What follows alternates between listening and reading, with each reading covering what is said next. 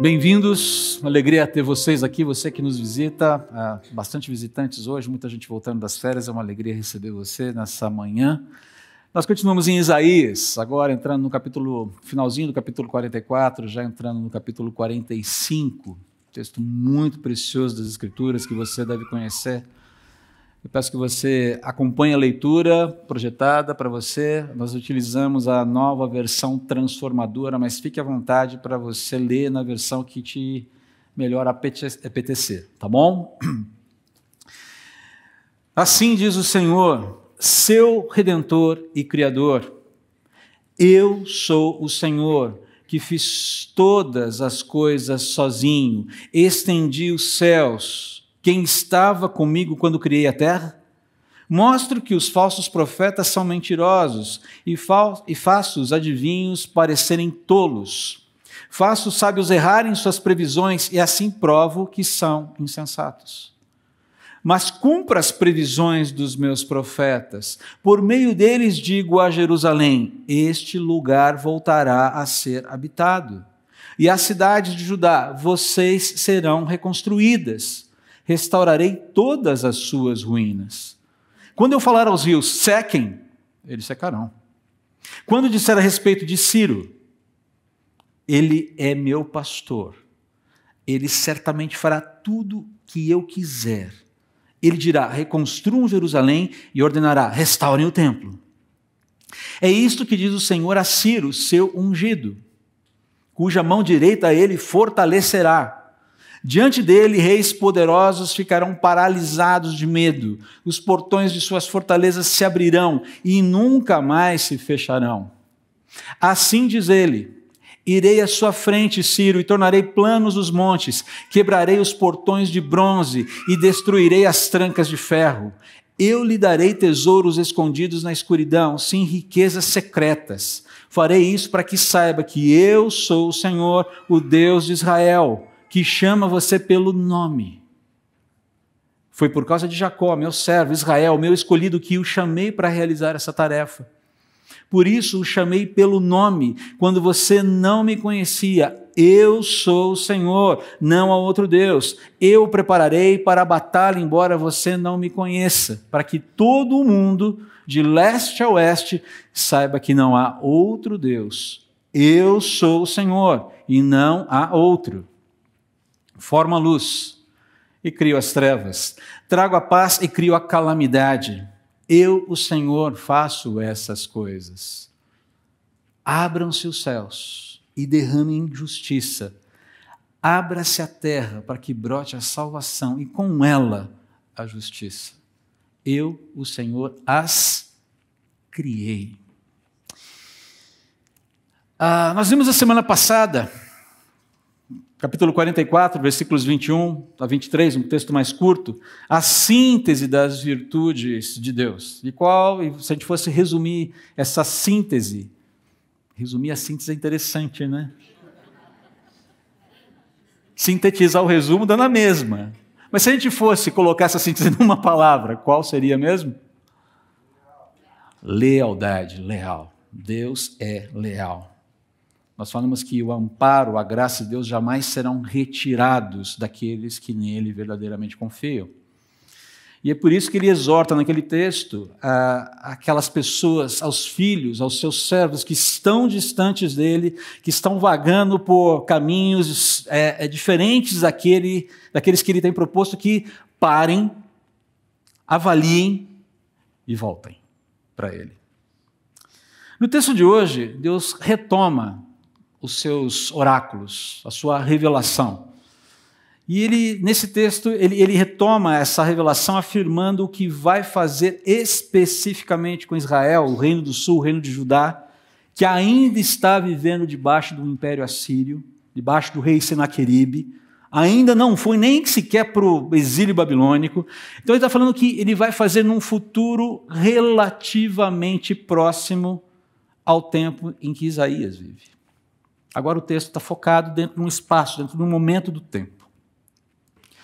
E muito embora o tempo do cumprimento dessa profecia não fosse conhecido por Isaías e seus contemporâneos, porque ele está falando do futuro. E o futuro, literalmente, a Deus pertence. Embora Isaías não entendesse muitos aspectos dessa profecia, a gente consegue entender. A gente sabe, a gente consegue discernir um pouquinho o que está acontecendo aqui. E eu quero colocar para vocês, lá vem a nossa cronologia de novo. Tá, tem muitas informações aí, mas eu vou chamar a sua atenção para aquilo que mais importa. Tá? Apesar, então, dessa turma que viveu naquela época, ouvindo Isaías falar, eu falei, cara, mas do que é que ele está falando? Perdão. Nós sabemos hoje exatamente do que se trata, pois é fato registrado pela história. Queimou aí como fogo para você, né? É um fato registrado pela história. Nesse momento, Deus se refere aos eventos que ocorreram cerca de 150 anos à frente do tempo de Isaías, o tempo em que esse texto que nós acabamos de ler foi registrado pelo profeta. E é interessante porque Deus afirma algumas coisas muito curiosas que ninguém faz ideia ainda do que vai acontecer. Ele está afirmando aqui que após a ascensão do Império Babilônico, eu sei, são muitas informações históricas, mas calma, é só para dar um pano de fundo aqui. O foco não é a aula de Escola Bíblica Dominical de História. Mas depois da ascensão do Império Babilônico, que nem tinha acontecido, depois da subjugação do Reino do Sul, do Reino de Judá, que também não tinha acontecido. Depois do exílio babilônico, depois de todo esse trabalho de Deus para disciplinar o povo, esse período chegaria ao fim pelas mãos de uma pessoa chamada Ciro, que ninguém fazia a menor ideia de quem era, mas que nós sabemos hoje pela história que se trata do rei Medo-Persa, rei da Pérsia. História, isso é história. Então veja bem, o que Deus está falando aqui, haverá disciplina, mas haverá restauração. Babilônia será o instrumento da disciplina, mas Ciro será o meu instrumento da restauração. O mais interessante é que Deus pega uma nação ímpia, uma nação que não tinha qualquer temor de Deus, para ser instrumento da sua disciplina. E depois ele vai pegar um rei igualmente ímpio. Ímpio no sentido de não ter temor de Deus, não ter vinculação com Deus, para ser instrumento da sua libertação. Ok? É isso que Deus está apresentando aqui. Importa ressaltar aqui, note isso. Isaías Isaías, o pessoal do Reino do Sul, eles ainda estão às voltas com os problemas relativos a um sujeito chamado Senaqueribe do Império Assírio. O problema, o terror ali de Judá é Senaqueribe.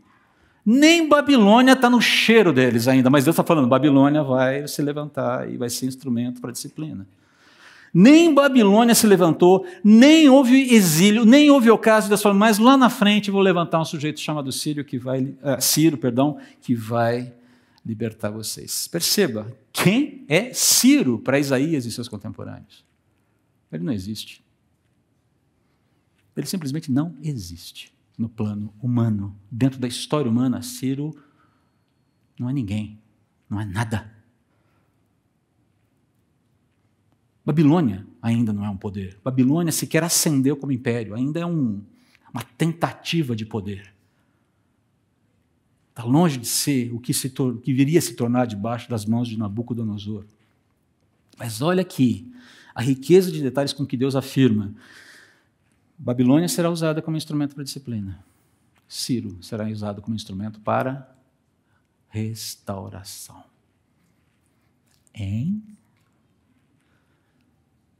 Tente se transportar para aquele tempo de Isaías, ouvindo Isaías falar essas coisas. E aí eu fico pensando, alguém coçando a cabeça, falando, mas... Tá, Isaías, Babilônia até eu entendo, porque Babilônia está aí, mas era uma turma que estava lá ainda tentando fazer uma primeira ginástica para se impor como nação, mas ainda também debaixo da mesma tirania de Senaqueribe, do Império Assírio. Estava ali como Judá, pau a pau. E essa turma deve ter falado, até entendo Babilônia, não gosto muito da ideia, aliás, não gosto nada da ideia. Mas Ciro, quem é Ciro? Diz aí, Isaías. Lembrando que a lei de Deus diz que se um profeta falar em nome de Deus e não acontecer, o que você faz? Pedra nele. Isaías, teu pescoço está Entende? Mas está lá, palavra dada, palavra exposta. O Senhor disse, é assim que vai acontecer. Disciplinarei sim, mas restaurarei. Na época de Isaías, ninguém conseguia entender exatamente como esse negócio ia funcionar, mas as Escrituras registram esses acontecimentos. Jeremias, aliás, Jeremias está aqui, né? Olha lá. Jeremias pegou um tempo ali do ministério de Isaías, viveu, foi contemporâneo de Isaías e chegou a ser relativamente contemporâneo, provavelmente ali a Daniel. Viveu nessa transição da queda do Império Assírio e o levantamento, a ascensão do Império Babilônico e viu o exílio acontecer, testemunhou as tragédias do exílio. Olha que interessante esse texto aqui de... O fogo está aparecendo de novo. Interessante o registro que o profeta Jeremias faz. Deus revela para Jeremias o que há de acontecer sobre essa questão do exílio. Capítulo 29, versículos 10 a 11. E tem um texto correlato com essa informação também no capítulo 25, 10 a 13. Assim diz o Senhor, vocês ficarão na Babilônia durante 70 anos. O exílio estava no início aqui. Depois disso, eu virei e cumprirei todas as boas promessas que lhes fiz e os trarei de volta para casa. Perceba que antes da disciplina havia boas promessas que Deus falou que iria cumprir. E aqui ele reafirma isso. E aí vem um texto que muita gente conhece, muita gente acha lindo, muita gente cita, mas não entende o contexto. Eu sei os planos que tenho para vocês, diz o Senhor. São planos de bem e não de mal, para lhes dar o futuro pelo qual anseiam. Percebam que Deus está falando isso num momento em que Ele está mandando o povo para a disciplina na Babilônia. Ok? Lembra-se que eu citei o exemplo de José semana passada, se eu não me engano? Falando sobre a presença de Deus, as bênçãos de Deus e a prosperidade de Deus em ambientes inóspitos. Capítulo 39 de Gênesis. O Senhor era com José, o Senhor era com José, o Senhor era com José. Pô, mas José é escravo na casa de alguém que mais para frente vai acusá-lo de infidelidade, sendo que ele não fez nada. Ele vai parar no cárcere. O Senhor era com José, o Senhor era com José. Por amor a José, o Senhor abençoou Potifar. Por amor a José, o Senhor abençoou o trabalho no cárcere. Presença de Deus, bênçãos de Deus, prosperidade nos termos de Deus, em ambientes inóspitos. Perceba o que Deus está falando aqui. Eu quero fazer o bem para vocês. Eu vou dar o fim que vocês tanto desejam. Vocês não sabem muito bem o que vocês querem, mas eu sei e eu vou fazer isso. Fiquem tranquilos. E não tem pegadinha aqui. Daniel, quando está lá no exílio da Babilônia, ele chega nesse texto, e no texto do capítulo 25, e ele entende, no exílio, que o exílio durará 70 anos. Quando ele fala, eu entendi pelas palavras do profeta Jeremias que o exílio duraria 70 anos, ele está se referindo a esses textos aqui. Algo que foi escrito lá atrás. E isso traz alento para o coração de Daniel. Senhor, o povo vai voltar para Jerusalém. Jerusalém será restaurada.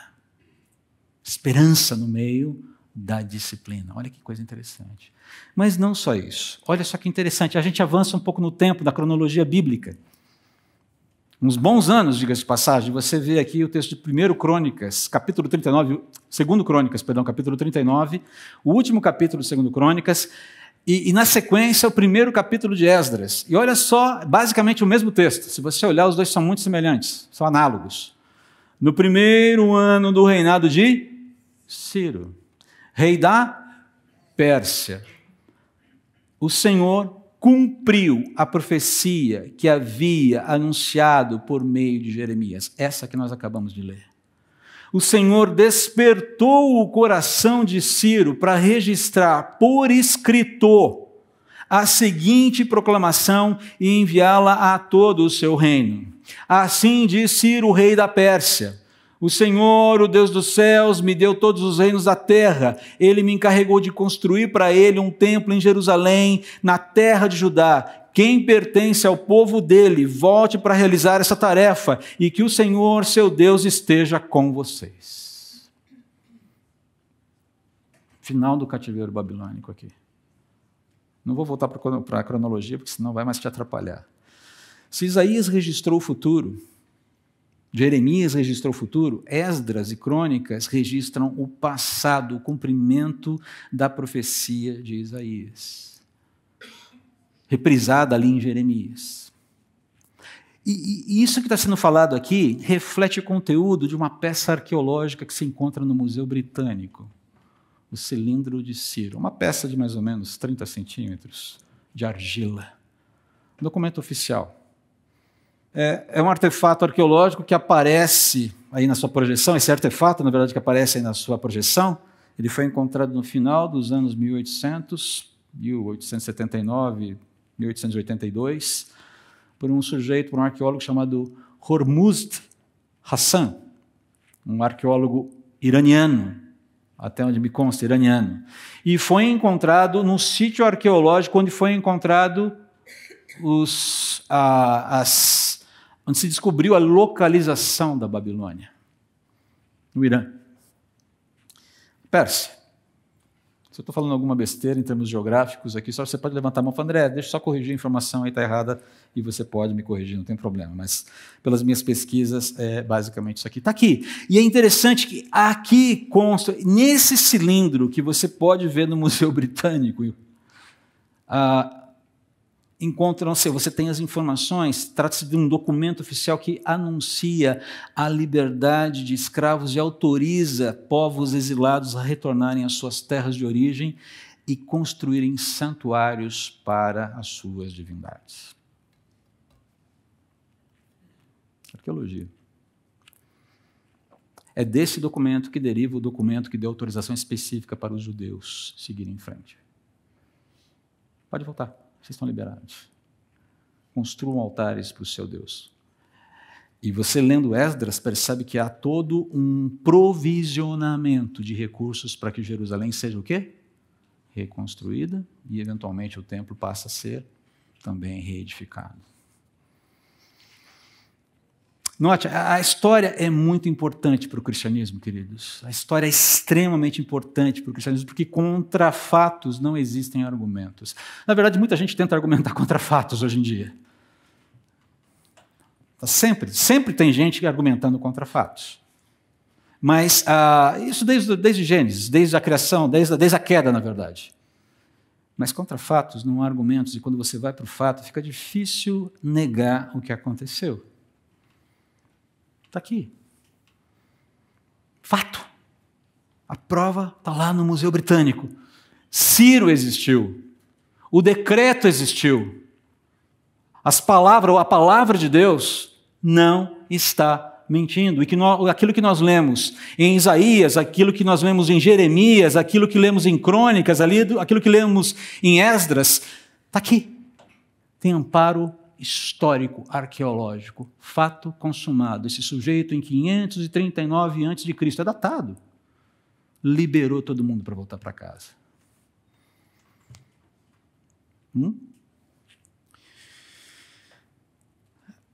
Esse é o pano de fundo da história. Parece o fato mais relevante nesse texto, mas não é esse o fato que realmente me chama mais atenção nessa leitura do texto aqui, por incrível que pareça. Assim como o texto não mente sobre os dados históricos, o que Deus pretende fazer, o que de fato acabou acontecendo na história, o texto não mente também sobre aquilo que mais importa ressaltar nele, que é o Deus que se revela na Bíblia. É o Senhor de absolutamente tudo. Quando Ele faz esses movimentos, quando Ele constrói esses movimentos, à medida que Ele direciona toda a sua intenção, manifesta nesse texto, você percebe, esse Deus é o Senhor de tudo, absolutamente tudo. O Deus que se revela nas Escrituras é o dono do mundo. Literalmente. E quando a gente fala mundo, a gente não fala planeta Terra, a gente fala toda a criação, toda a existência, todo o universo. Sabe aquele universo paralelo que aparece lá em Interestelar, que a gente nem sabe se existe? Ele é dono daquilo lá também se existir. Quem é nerd sabe do que eu estou falando. Quem não é nerd? Não se preocupe, fique tranquilo, eu explico para você depois.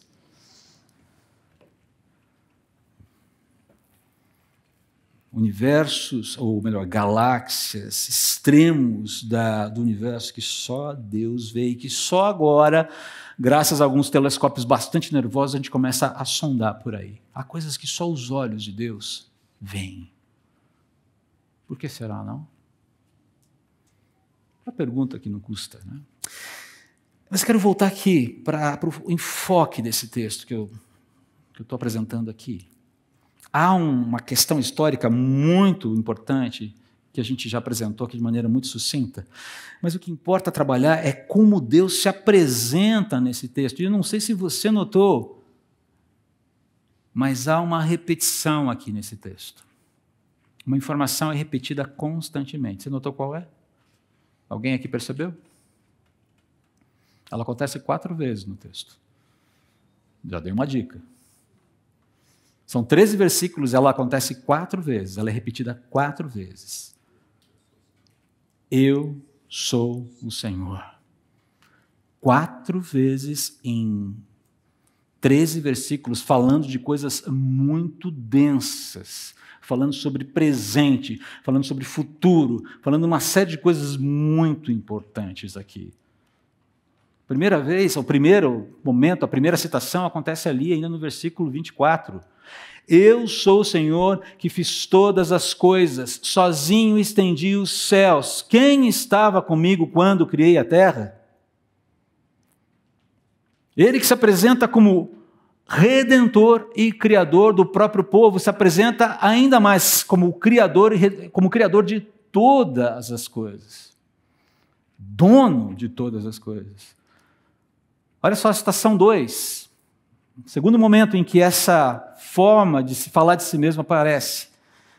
Versículo 3 do capítulo 45. Farei isso para que saiba que eu sou o Senhor, o Deus de Israel, que chama você pelo nome. Aqui, especificamente, ele está se referindo a Ciro, um governante que ninguém sabia de onde direito surgiria. Terceira vez que Deus se apresenta como eu sou o Senhor. Eu sou o Senhor, não há outro Deus. Eu o preparei para a batalha, embora você não me conheça. E falando aqui mais especificamente sobre os movimentos, sobre as conquistas que Ciro faria ao longo da sua jornada como imperador. E a última aqui. Eu sou o Senhor e não há outro. E eu quero desenvolver isso aqui mais ao final dessa mensagem, dessa reflexão.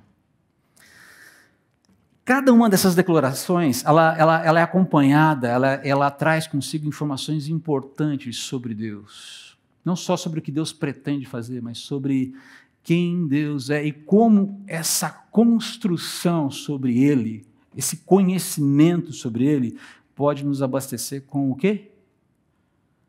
Tranquilidade. Pode pacificar o nosso coração em relação às nossas inquietações sobre uma série de coisas na vida. Vamos começar pelo começo aqui. Primeira citação aqui. Deus se apresenta, ele se declara como o Senhor absoluto da criação. E por mais que isso possa parecer muito óbvio aqui, é sempre importante a gente retomar, a gente voltar para essa verdade basilar, dogmática das Escrituras, porque, francamente, apesar da sua obviedade, apesar da sua aceitação tida como recorrente dentro das Escrituras, já tem gente que está falando algumas coisas um pouco diferentes disso. Veja bem, ele afirma, eu fiz todas as coisas. Então, há um ato criativo, Deus formou todas as coisas. Tudo o que existe saindo das suas mãos, por assim dizer, usando aqui um antropomorfismo, atribuindo a Deus coisas que não são naturais dele, as suas mãos. Ok? Mas vamos lá. Tudo o que aconteceu saiu pelo poder da sua palavra, pelo poder, pela execução das suas mãos. E ele fala, eu fiz sozinho. E aqui a ideia de estender os céus é desenrolei o universo. Pense num pergaminho. Eu não só fiz o pergaminho, eu desenrolei o pergaminho. Eu comecei a desenrolar as constelações, eu comecei a desenrolar todas as estrelas, eu comecei a colocar cada coisa no seu lugar, como um tapeceiro, como alguém que pinta um grande quadro, como alguém que vai construindo uma obra-prima, e que vê a obra-prima pronta antes dela estar preparada. Certa vez perguntaram para Michelangelo, é dito que perguntaram para ele, como é que você consegue produzir obras tão vívidas? Diz a lenda que quando ele terminou a estátua de Moisés, ela ficou tão perfeita que ele disse, parla! Tipo, fala! Não se preocupe, a estátua não falou. E aí, mas perguntaram para ele, como é que você consegue produzir algo tão impressionante a partir de um bloco de mármore? Ele falou, é simples, eu tiro tudo aquilo que não faz parte da estátua. Simples, né? Vou eu tentar fazer isso para ver o que acontece? Diz a lenda que esse diálogo aconteceu, não sei. Tá? Agora, veja bem, é uma pergunta retórica aqui no texto. Se você, deixa eu só colocar aqui para você, né? Deus se declara Senhor absoluto da criação. Há uma declaração retórica aqui no texto. Vou voltar aqui para o nosso texto, para ficar mais claro para você. Qual é a pergunta retórica? Quem estava comigo quando criei a terra? Ninguém. A resposta é simples, é uma pergunta retórica, que embute a sua resposta. Ninguém estava comigo. As pessoas da Trindade estão envolvidas no processo, e somente eles e mais ninguém. Não teve ajuda, não teve segundo escalão de divindade, não teve terceiro escalão, não teve quinta divisão. Chama lá o pessoal da quinta divisão, lá, o semideus lá, Hércules, já ajuda aí, cara, estou precisando, Atlas, chama Atlas, vamos lá. Vamos aí, moçada, dá uma forcinha aí, Mercúrio. Não tem segundo escalão de divindade, não tem panteão de Deus, não tem lá um Zeus lá querendo matar Cronos, o pai, porque ele acha que ele é um vilão. Há um único Deus, sozinho. Fico imaginando, né, a turma lá que vê em a profusão de divindades uma vantagem. Falei, cara, mas isso aqui é muito maluco, só um Deus fazendo tudo isso, o cara é bom mesmo, né? Ou então uma baita de uma mentira. A gente tem que decidir. Mas é interessante ver aqui como Deus ele vai se apresentando e falando, eu sou o Senhor de todas as coisas. Agora, veja bem, por que ele está falando sobre tudo isso?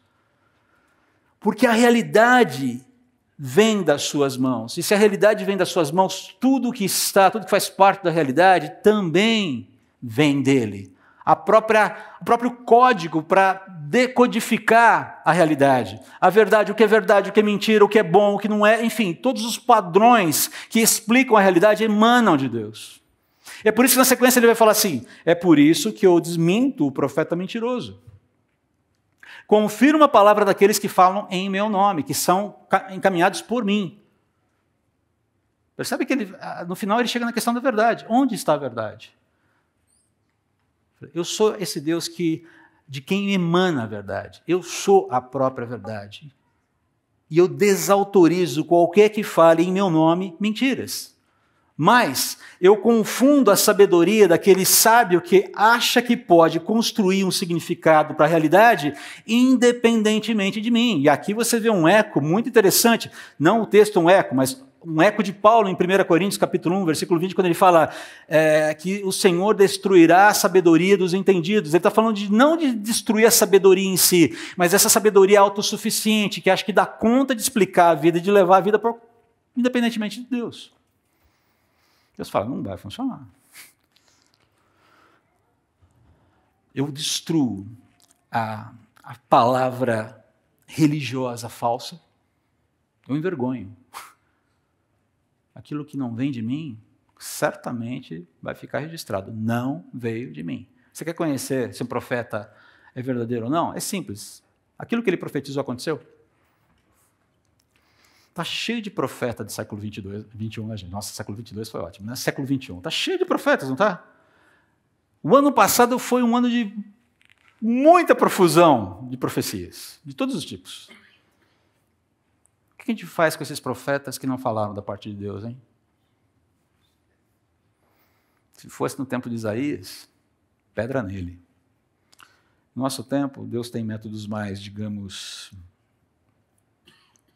objetivos para tratar. É simples, é ignorá-los, porque eles foram desmentidos. Eles não devem ter espaço no meu coração. Eles não devem ter espaço na minha tela de computador, na tela do meu celular, na tela da minha casa. Eles não devem ter espaço no meu tempo, na minha vida, porque são mentirosos. E não falaram de Deus o que era correto. Tem alguma dúvida? Pega as profetadas que você ouviu no ano passado, faz uma relação de quem falou o quê e se foi cumprido, se aconteceu. Não cumpriu? Não precisa tacar pedra. Simplesmente deleta. É mais simples, não é? Não precisa dar nem dislike. Dá unfollow. Já está valendo.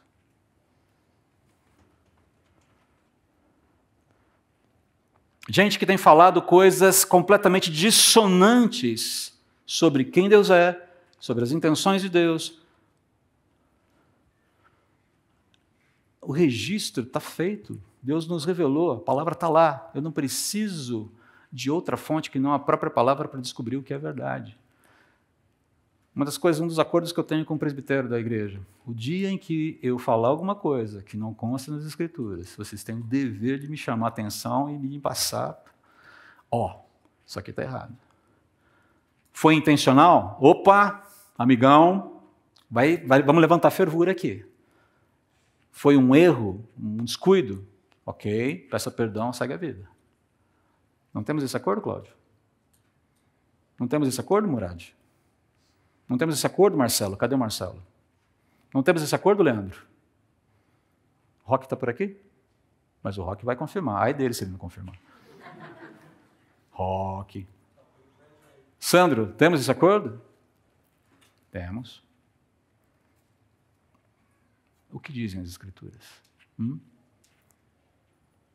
importa quantos nomezinhos ou quantas letrinhas um pastor tenha na frente do nome, não importa o tamanho do carisma dele, da articulação filosófica dele, da capacidade intelectual dele, se ele falou alguma besteira dissonante, unfollow nele. Não precisa jogar pedra, unfollow. Simplesmente isso. Não entra na tela da tua casa, não entra no YouTube do teu celular, simplesmente unfollow nele. Simples, não é? Fácil. Não precisa pegar em pedras. Não precisa nem se dar o trabalho de fazer isso.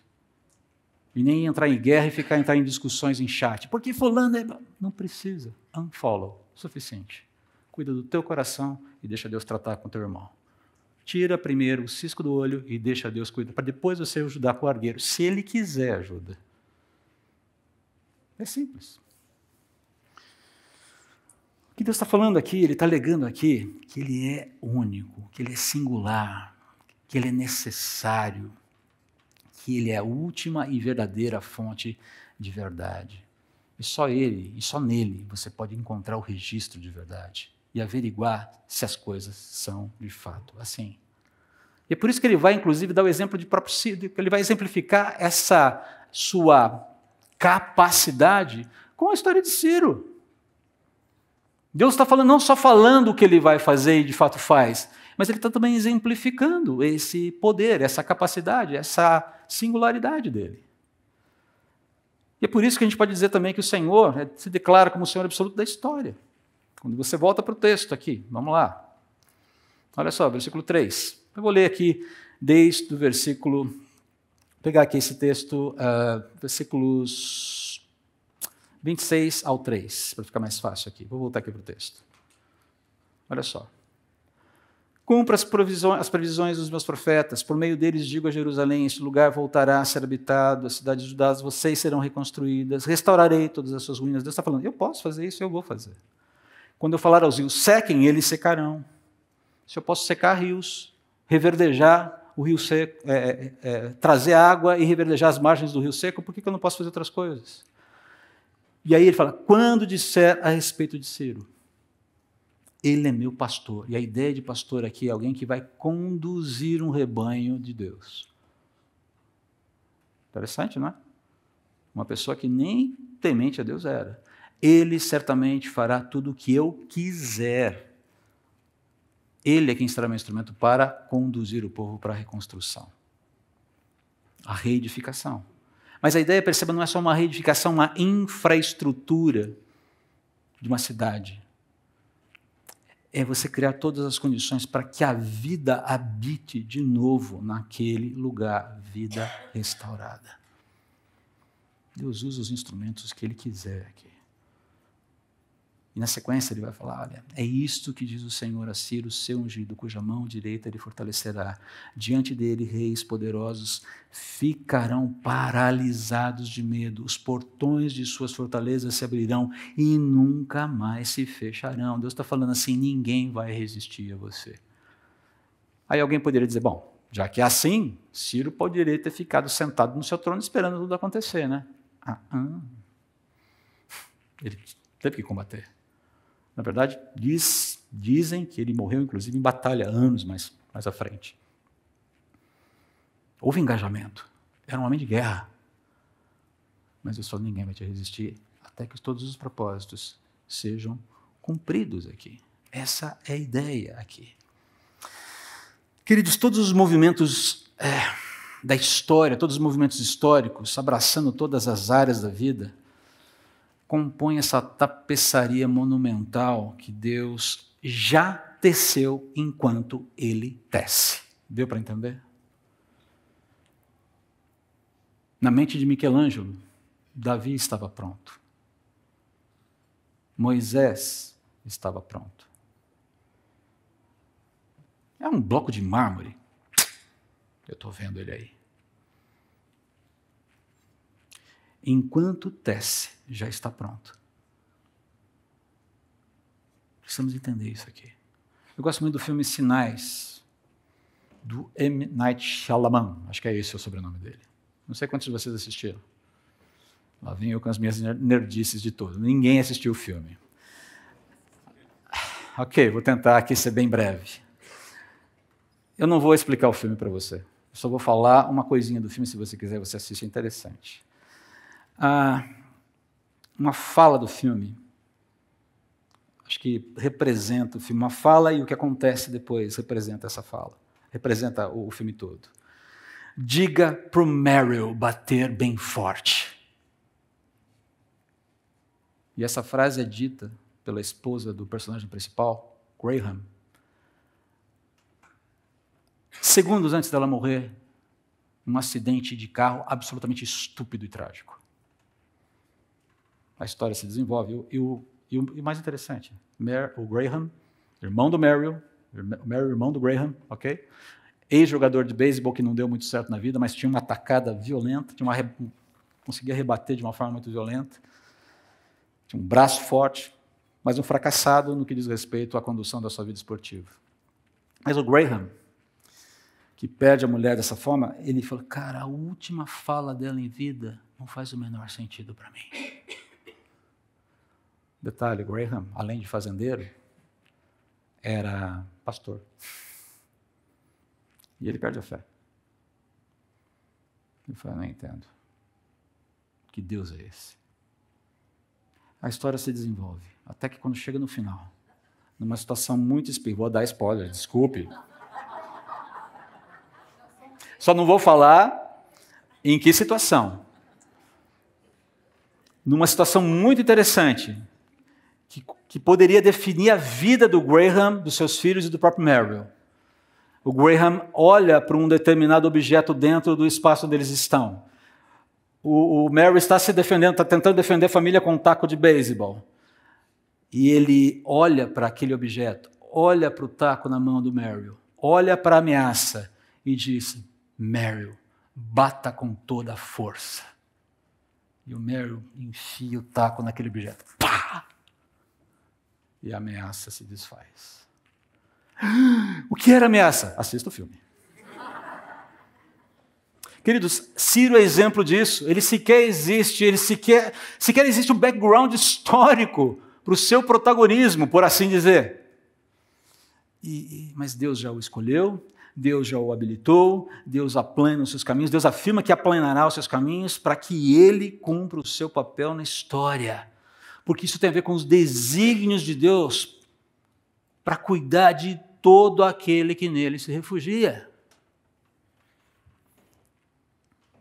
Deus pode usar até um ímpio, aquela pessoa que nós mais execramos para cumprir a sua vontade. Detalhe, ele faz isso. Ele está fazendo nesse momento.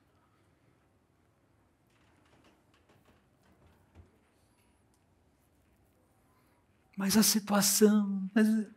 Ele está fazendo isso. E nós chegamos num terceiro ponto, que para mim é o mais delicado aqui, que é Deus se declarar Senhor absoluto de eventos que eu chamo aqui eventos misteriosos. O versículo 5 está falando do engajamento de Deus, preparando Ciro para a batalha, habilitando Ciro para a batalha, para ser um homem de guerra, para fazer a guerra e dominar, ser o poder dominador daquela época. Nessa hora me vem à mente esse texto aqui. Deuteronômio 29, 29. O Senhor, nosso Deus, tem segredos que ninguém conhece. Não seremos responsabilizados por eles. Aquilo que eu não consigo acessar, aquilo que eu não consigo entender, eu não sou responsabilizado por isso. Mas nós e nossos filhos somos responsáveis para sempre por tudo que Ele nos revelou, para que obedeçamos a todos os termos desta lei. Palavras de Moisés ali, fazendo uma revisão da lei antes do povo entrar na terra prometida. Perceba, há coisas que nós não acessamos. A palavra de Deus, a Bíblia, é um livro finito, uma revelação finita sobre um Deus infinito.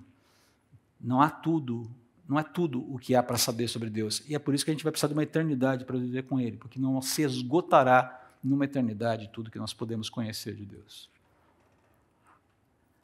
Lembrando que a eternidade é marcada justamente por um espaço, por assim dizer, onde a relação com Deus é vivida de maneira plena. Mas é interessante isso, é curioso isso. Todos esses movimentos, muitos desses movimentos que nós não entendemos, vamos pegar aqui a situação do terremoto da Turquia e da Síria. Eu não consigo entender.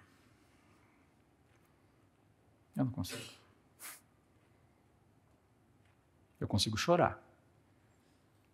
Eu consigo me compadecer da mesma maneira que o Leandro se compadeceu aqui e sentiu o peso dessa situação. Uma tragédia, sem dúvida alguma. Mas eu vi de uma pessoa essa semana uma consideração que me fez parar e, puxa, faz sentido isso. E a pessoa usou mais ou menos essa ideia. Às vezes eu penso que uma situação assim, uma tragédia como essa, nada mais é do que uma pausa, onde a importância da dignidade humana é celebrada a cada pessoa resgatada e pranteada, a cada corpo sem vida retirado dos escombros. Interessante isso, não é? Uma pausa para que nós paremos e, cara, vidas importam. O ser humano importa. Vai na contramão da tendência desse mundo. Parece uma pausa, dá um break.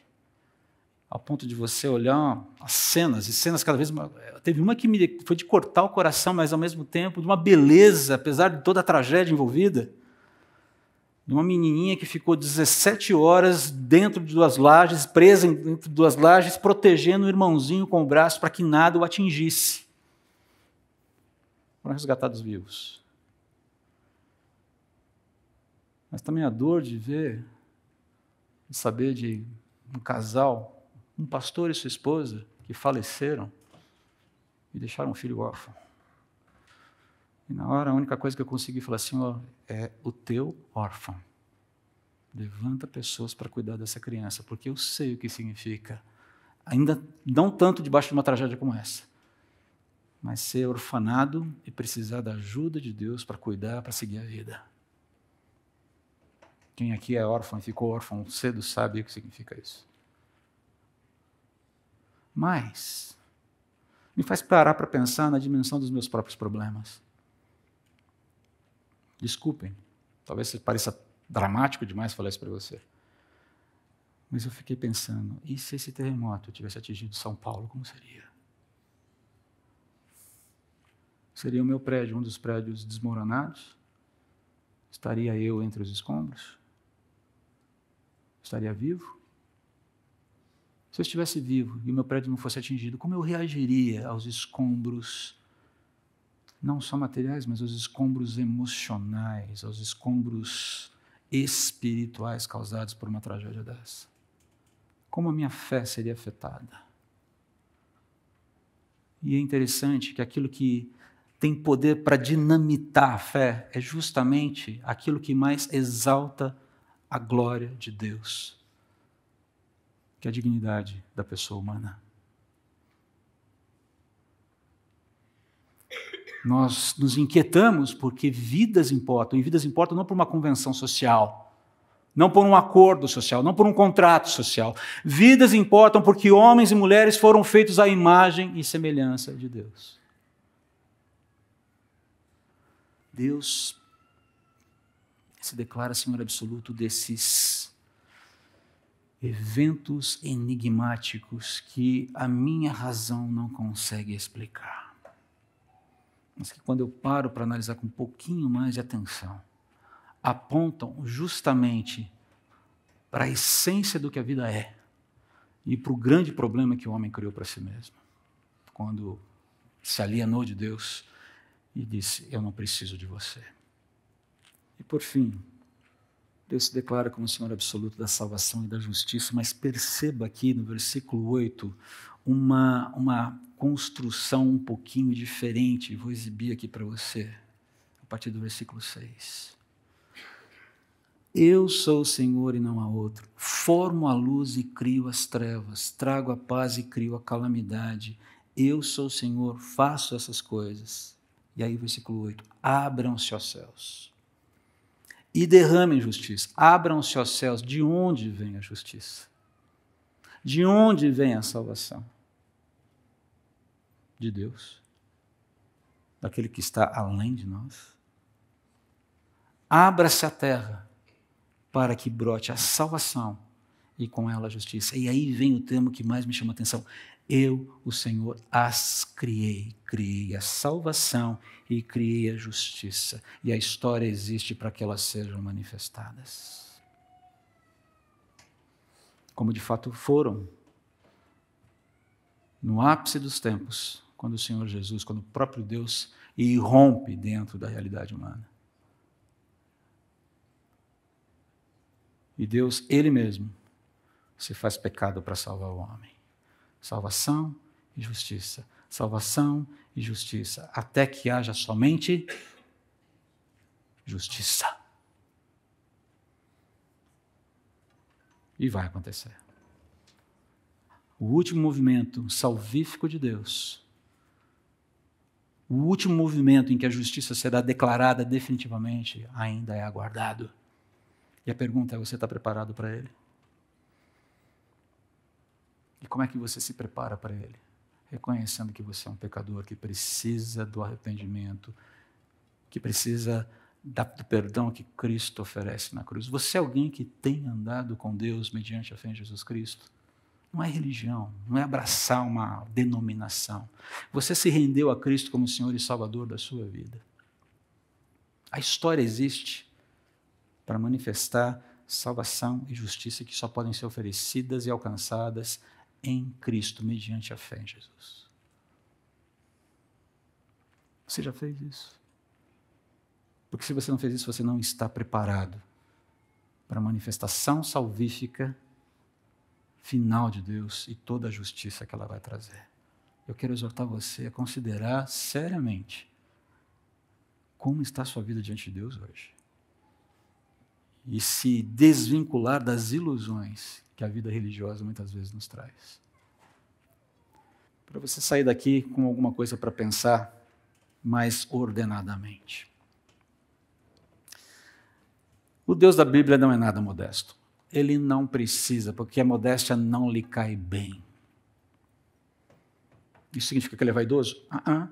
Significa que ele simplesmente fala a verdade sobre ele mesmo, porque a verdade emana dele. Ele afirma ser o Senhor absoluto de tudo, sobre tudo. E isso faz toda a diferença na forma de encararmos a realidade, de lidarmos com as nossas inquietações do dia a dia, e os nossos próprios problemas, e as nossas percepções, inclusive, de mundo. A nossa cosmovisão tem que ser regulada por isso daqui. A nossa visão de mundo tem que ser pautada pela verdade que emana dele. E não a nossa visão de mundo pautar Deus. pautar a Bíblia. É uma inversão perigosa, uma inversão mortal. Segundo, a história não está desgovernada. A gente tem essa impressão às vezes, mas ela não está desgovernada. Todos os agentes, e todos nós somos agentes, e todos os acontecimentos da história colaboram conscientemente ou não para que os desígnios de Deus se cumpram. Todos, absolutamente todos, até a multa que você recebeu por parar em lugares, até a batida de carro que você não queria, o braço quebrado, o chute na canela, a puxada de tapete, tudo. Ainda que eu não entenda e não goste. Terceiro, eventos enigmáticos também fazem parte do desígnio de Deus. No controle tu estás. Ainda que a minha razão não consiga alcançar os propósitos desses eventos enigmáticos, não significa que os propósitos não existam. Simplesmente significa que eu não consigo acessá-los. Faz parte dessa coisa que Deus guardou só para ele. Deuteronômio 29, 29. E por fim, a finalidade da história é anunciar a salvação e justiça de Deus até que haja apenas justiça. Você está preparado para esse encontro final? Baixe sua cabeça, vamos orar. Senhor, eu quero me aquietar diante de tudo aquilo que o Senhor me desafiou com esse texto. Meu coração tantas vezes se perturba, Pai, com coisas pequenas, e às vezes se perturba com coisas grandes, coisas legítimas também. Como eu preciso ser educado pelo Teu Espírito sobre tudo isso que nós falamos aqui. Mas o mais importante, Pai, é que, e eu quero te agradecer por isso, é que eu hoje estou preparado para esse encontro final, onde o Senhor manifestará a sua salvação e a sua justiça. E eu te louvo por isso, porque não é mérito meu. Eu estou preparado porque o Senhor me alcançou por misericórdia e graça. Mas eu não sei qual é a situação dos meus amigos todos aqui. Alguns eu conheço. E eu quero pedir ao Senhor, por favor, que fale aos seus corações. E que Teu Espírito se manifeste a eles, convencendo-os de coisas que só o Senhor pode convencer, porque não há argumento humano que dê conta de trazer, de capturar o coração, o espírito do homem e colocá-lo rendido aos Teus pés. Mas que haja salvação e justiça hoje, aqui pela manifestação do poder do Teu Espírito Santo, levantando homens, ou levando homens e mulheres que ainda não se entregaram ao senhorio de Jesus, se rendendo a Ele agora. Eu te suplico, por favor, fala ao coração. Trata esse coração. Reconcilie essa vida contigo, para que a manifestação da justiça, para que a salvação e a manifestação da justiça já sejam experimentadas hoje, como um prenúncio dessa bela, belíssima salvação e justiça que veremos em breve, eu creio. Ó Deus, tenha misericórdia de nós. Queremos viver nesse mundo debaixo dessa ótica, renovados por essa ótica, como instrumentos do Senhor nesse mundo. Uma das petições feitas ao longo da semana pelo povo da Turquia e da Síria é que os cristãos que vivem nesses ambientes fossem sal e luz. Um pedido difícil, mas que pode ser cumprido. Nós sabemos que muitos têm sido sal e luz nesse momento difícil lá. Dá-nos ser sal e luz com a mesma disposição aqui, ainda que não precisemos de um terremoto para nos colocarmos à Tua disposição. Se for necessário, o Senhor me providenciará. Peço ao Senhor que não. Mas dá-nos ser sal e luz. E entendemos que o Senhor continua no controle de todas as coisas. E o Senhor levantará quem o Senhor quiser levantar dentro da história. para que os teus propósitos eternos sejam cumpridos. Hoje e até o dia em que os propósitos já tenham sido completamente cumpridos. Em nome de Jesus. Amém.